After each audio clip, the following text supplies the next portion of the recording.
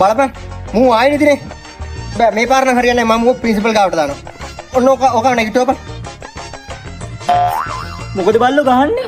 අර සර් උඹට නැගිටින්න ඕනේ. නැගිටපන්. තෝ බැලුවොත් බුදි. තෝ කොහෙද ඉන්නේ කියහන්කෝ. ඉන්නේ නම් අම්මයි තාත්තයි එක්ක සර්. හරි බං. එතකොට අම්මයි තාත්තයි ඉන්නේ කොහෙද? අම්මයි තාත්තයි ඉන්නේ මාත් එක්ක සර්. හරි බල්ලෝ. තොපි ඔක්කොම ඉන්නේ කොහෙද කියහන්කෝ. අපි ඔක්කොම එකට ඉන්නේ සර්. අයියෝ හරි බං. තොපි ඔක්කොම එකට ඉන්නේ කොහෙද? අපි ඔක්කොම එකට ඉන්නේ ගෙදර සර්. හරි යකෝ තොපේ ගෙවල් තියෙන්නේ කොහෙද කියපන්. අපේ ගෙවල් තියෙන්නේ පුංචි අම්මලා ගෙවල් ළඟ සර්. හරි දැන් උඹලගේ පුංචි අම්මලගේ ගෙවල් තියෙන්නේ කොහෙද? සර්ට කිව්වට විශ්වාස කරන එකක් නෑ සර්. දැන් නම් අර බලන්න මගේ උටිනකෝ කියපන්.